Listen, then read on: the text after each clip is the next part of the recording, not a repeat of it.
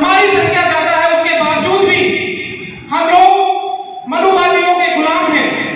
इसलिए बाबू जगदेव प्रसाद जी ने कहा था, 100 में 90 शोषित है, शोषितों ने ललकारा है, धन धरती राजपाट पर 90 भाग हमारा है, धन धरती राजपाट पर 90 भाग हमारा है। साथियों, जो हमारी संख्या ज्यादा है, जो हम बहुसंख्यक हैं, केवल हमको जागने की आवश्यकता है, हमको शिक्षित बनने की आवश्यकता है। इसलिए बाबा साहब ने कहा, शिक्षित बनो, संगठित बनो और संघर्ष करो।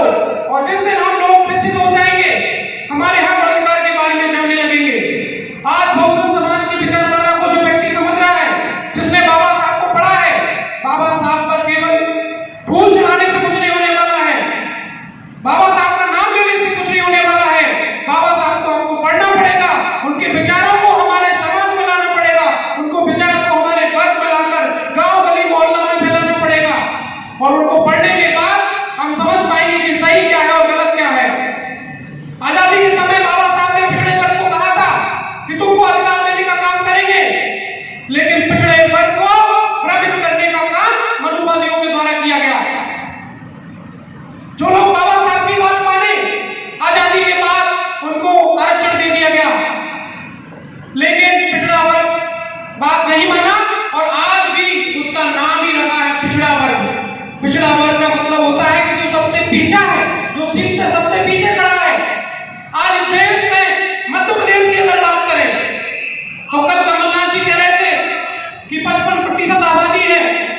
अरे तुम्हें पता चल जाएगा कितनी प्रतिशत आबादी है, काउंट तो करवाओ, जातिगत जनगणना करवाओ।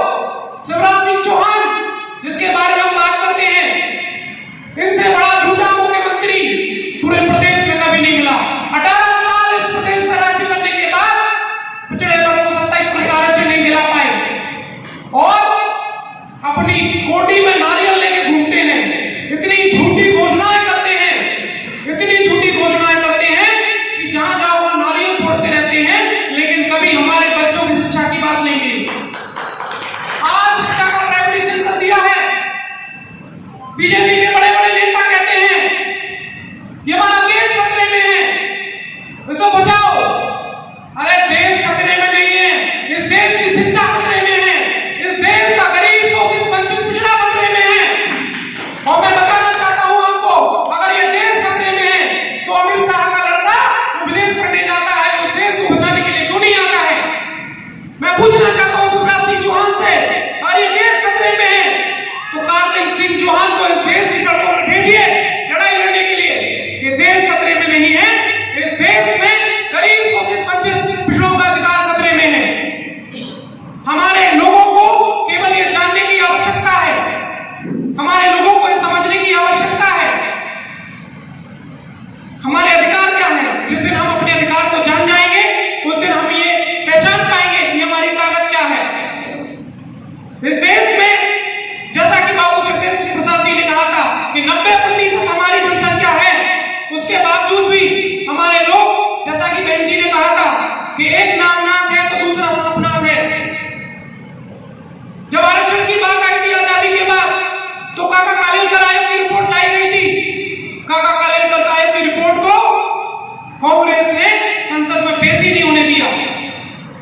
तो ये कांग्रेसी वही लोग हैं जिन्हें पिछड़े वर्ग को अधिकार देने नहीं दिया। उसके बाद हम मंडल कमीशन की बात करते हैं। मंडल कमीशन की बात करते हैं तो केवल 2 शर्तें उन्होंने लागू होने दी, वो भी उन शर्तों में उन्होंने जो पिछड़ा वर्ग है तो उसको रोस्टर प्रणाली लगा दी। पिछड़े वर्ग को कुछ नहीं पता। आज पिछड़े वर्ग के अगर बच्चे पढ़ते हैं, ना उनको हॉरिजॉन्टल रिजर्वेशन पता है, ना वर्टिकल रिजर्वेशन पता है, ना 13 पॉइंट रोस्टर पता है, कुछ पता नहीं है, केवल पढ़ रहे हैं। तो मैं आप सभी से कहना चाहता हूं, मंच पे मंचासीन सभी हमारे वरिष्ठ पदाधिकारियों से कहना चाहता हूं, हमारे सामने बैठे हुए बहुजन समाज की विचारधारा को फैलाने का काम करिए, बाबा साहब के विचारों को फैलाने का काम करिए, जिससे हमारा समाज जागेगा।